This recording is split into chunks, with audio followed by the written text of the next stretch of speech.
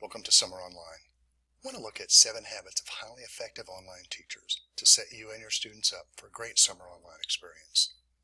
Let's talk about the teacher introduction. One of the greatest assets that you can give your students is to let them see you, to hear your voice, and to welcome them and exhibit hospitality as they come to your online class. It mitigates impersonalization, and it answers questions such as, how do I address you electronically? I always say, call me Dr. H. It lets them know how you administer your course, when you check it, what they can expect from you. And it also gives you an opportunity to let them know why you care about them, this course, and Hardin-Simmons. Lets you demonstrate your passion and give them a little bit of your personality as well. A couple different ways you can do this here at Hardin-Simmons. Video introduction is best practice, but you may choose to use an announcement, and if that is the case, I would encourage you to at least include a picture, but I would always go with a video.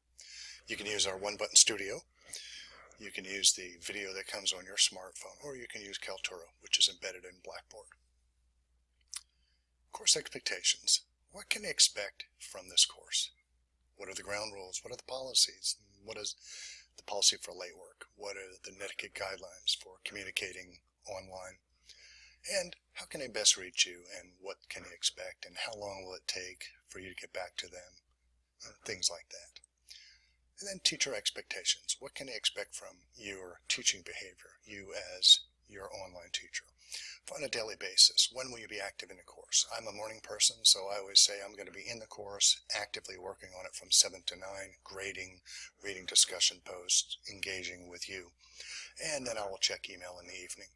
That lets them know kind of what the routine is, and it helps them know the expectations.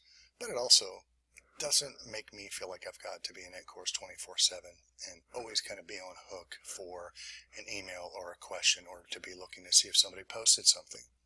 And then on a weekly basis, I always let them know that I'm going to post some form of a weekly announcement or welcome that lets them know what they're doing well, what's coming up, and what to emphasize for the coming week.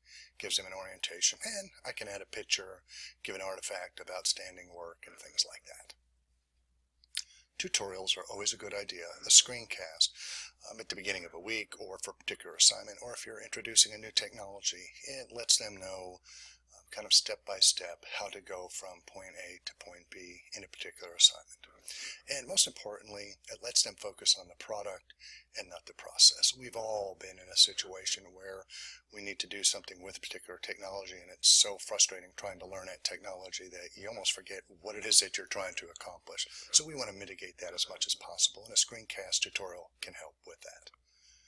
Let them know where to go from tech help. This can save you from getting those late night phone calls or emails about what browser should I use, it doesn't seem to be opening in Firefox, and things like that. Students typically engage in a course in 3 ways. They engage with you, they engage with the content, and they engage with each other.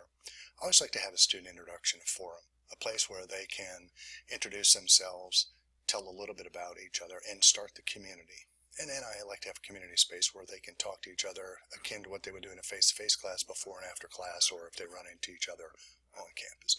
So it's always good to have a place where students can initially engage with each other, and then have a space where they can engage in an ongoing basis. Finally, a quiz. I always like to have a quiz that confirms that they've read the syllabus and they've interacted with the orientation materials. It can be simple, and I've included an example in a module. These are 7 habits of highly effective online teachers. And it is my prayer and it's my hope that you have a wonderful summer online experience and are a blessing to your students.